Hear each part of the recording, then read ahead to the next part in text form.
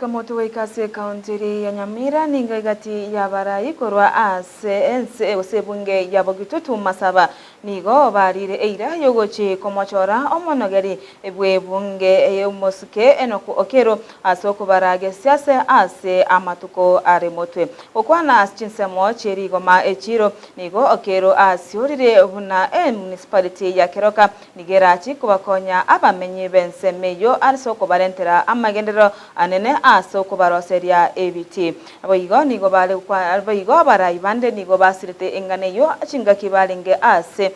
chigosori cha enkoyo bunenchera ya moyo gosira ebyewa ase orogongorwe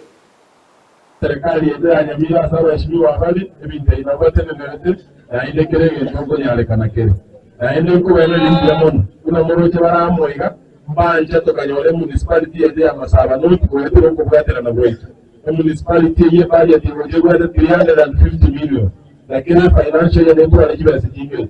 wana magana toko na yele tiga igako ya jida yakachinke igara this is part of the municipality ya ito ya Keroka musikana kwetero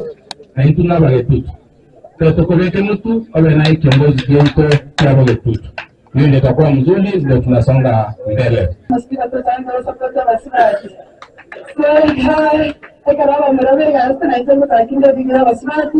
yo tareta le antiguo sirera idleness eta le revenue connections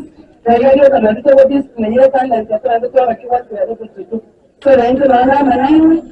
na ndio ndio tena kwa watu bara kuruga ikambe nimekuwa akinipigia simu akiniambia juu ya hii Green Stadium. So today I said let me come over and see what Mtongi says whatever. Na nimeona kwa kweli ako na plan nzuri